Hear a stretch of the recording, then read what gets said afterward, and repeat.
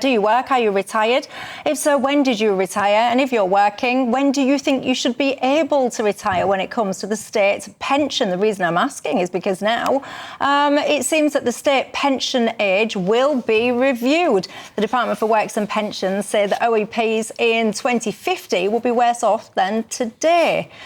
Triple lock, though, apparently will be protected. We'll come to that. But in terms of the state pension age, Zia Youssef, what do you think it should be? I don't think we can have any serious and credible conversation about making British people poorer of any age until we stop the invasion coming across the channel and until we stop the sense of infinite money being available for foreign citizens. Until that happens, I don't think you can have a serious conversation about this. I would say that the social contract in this country between young and old is an issue. I think young people have a pretty raw deal. And it's not a surprise that the country is hurtling, frankly, towards socialism. It's not a surprise, as Douglas Murray said, that young people have no particular love for capitalism, given they have no access to capital. But look, fundamentally, I don't think we should be even discussing increasing the retirement age. So, as I said, so long as we're willing to spend, this country has treacherous politicians willing to go to the infinite money tree to pay for foreign citizens. The latest, by the way, the latest example of which is a £7 billion that was somehow plucked out of thin air to bring Afghans to this country. See, this is one of the problems that we're going to have in this country, Barry, because irrespective of what the topic is, whether it's cutting this, slashing that, making the ages older for this, whatever it is, it does always come back in the minds of people at home as well to, hold on a second, why are you taking from me, someone that's paid into the tax system, someone that's done the right thing, worked hard, whatever, maybe has an illness now if it's about benefits or whatever. They will keep coming back to that point that Zia's just made. It will always keep coming back to that. Look, of course, I understand why Zia makes those points, but let's actually address the question that you asked, which is about the pension age and should it change. The last Labour government actually cut pensioner poverty by half.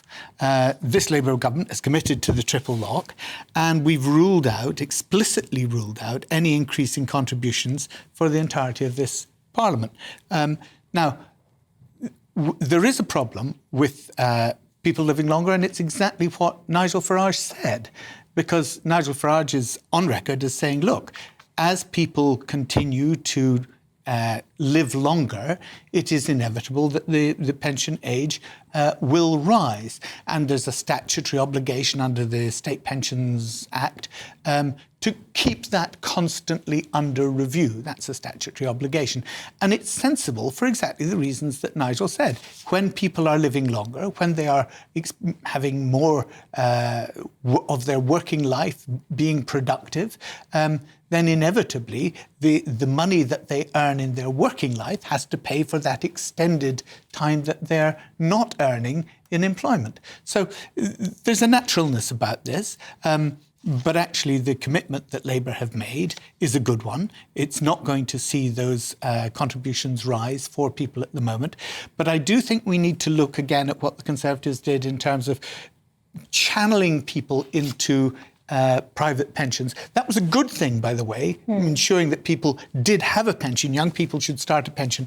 But what it's meant is that because it's all done on an individual basis rather than as a larger provision, it does mean that the overhead costs of running those pensions, the actual administrative costs of those pensions for very small pots of money are actually disproportionately high. And I think we do need to look at that again. Do you want to save a boatload of cash this summer, wherever you have a trip planned? The one thing you're going to need is access to the internet and on the go. And you can do that easily with Saily.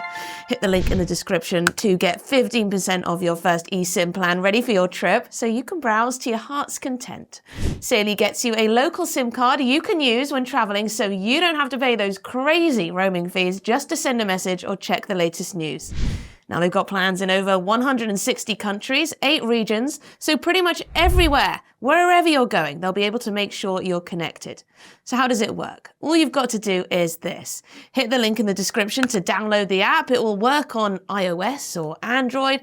Buy a plan. You can choose an amount of data and time frame that suits you best. And then just install the eSIM on your phone. When you land at your holiday destination, you can activate your plan instantly. And if that wasn't enough, Saily eSIMs only ever have to be installed once. So when you go on your next trip, you just buy a plan for a new country, turn that eSIM back on, and boom, you're back watching me on GBNews. I'll be using a Saily SIM on my next holiday because it's actually faster than some of the hotel Wi-Fis. You can get unlimited data if you want, so you can scroll away to your heart's content. And when you leave the hotel, you don't have to do that annoying thing of Wi-Fi hopping because you've got constant connectivity wherever you go. And they've got 24/7 support as well and a full refund policy if your eSIM isn't compatible. So get sorted for your next trip. Download Saily using the link in the description below.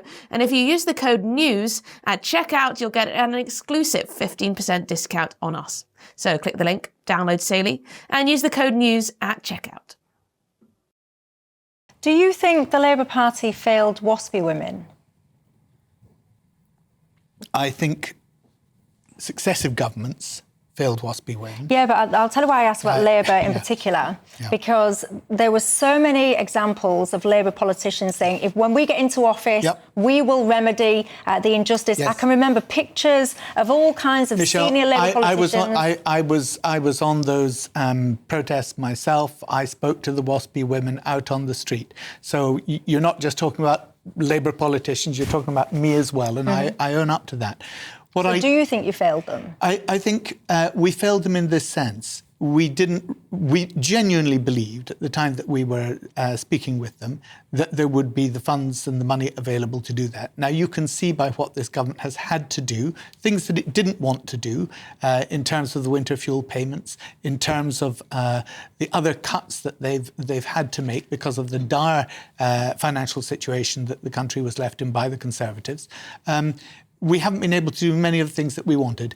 And the cost of doing what I believe would have been right by Waspi women was one of those sacrifices that I'm afraid they bore the brunt of. So, yeah, I totally get what you're saying. And I think it's a cause of real sorrow that we were not able to do that. Can I just say, Michelle, that, on that point, what Barry has just done there is encapsulate what we have seen now, not just from Labour, but for the Tories for 14 years, was endlessly talk about tough decisions needing to be made, right? That phrase, how many times have British people heard that phrase?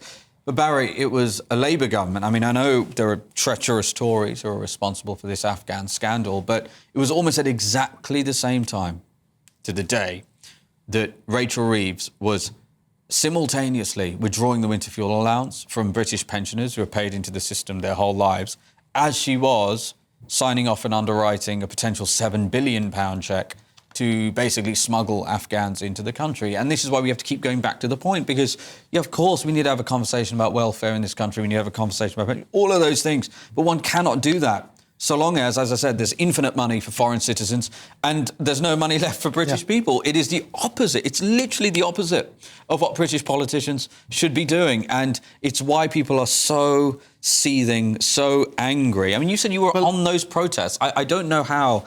I don't know how you can find it within yourself to defend all of this, given you said you were on those protests.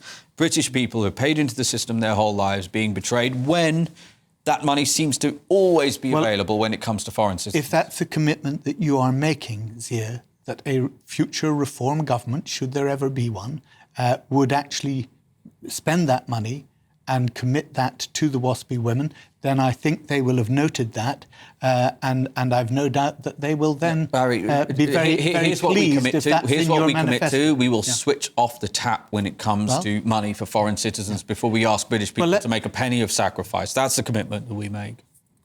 Let me just respond to the issue about the Afghans and that secret list which was then exposed. It was already clear that most of the Afghans on that list, it's been said 16-1, did not have a right to come to this country. Yeah. What happened when we then that list fell public, and that was the idiocy of this, that was made public by mistake in the Department of Defence. What then happened was we gave all of those people a right, and that right was because they then were targets of the Taliban in Afghanistan, because those individuals had all said, yeah, I hold my hand up, I helped the British. Now, we owe a debt, and in fact, it was very interesting, on the show on Friday with Patrick, I was speaking in the break with a veteran, and he said, look, thank you for what you said about those people who helped us. We couldn't have operated without them, and we do owe them a real debt. According to Johnny Mercer, who was a contemporaneous witness at the time, knows his stuff on this matter, said that the actual number of Afghans who bravely served alongside our troops and would deserve that, around about 1,000 to 1,200. Nothing like the tens of thousands that have been sanctioned by this programme. That's just the fact.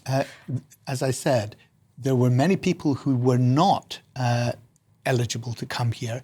We made them eligible because they had claimed to be, because they had helped us, they said. They claimed to, exactly. But listen just for a second. They had claimed to, and therefore the Taliban, it was on the front page of the Times that day, the Taliban then went and started killing those people because they said... As Jacob Rees-Mogg said today in an excellent video, I encourage you people watching this to go, because I don't think it's on X, it's on YouTube. He said the reality is that that list had already been public. The Taliban already had that list for well north of a year. And so actually most of this, and this is why the super injunction was lifted in the first place, was totally unnecessary.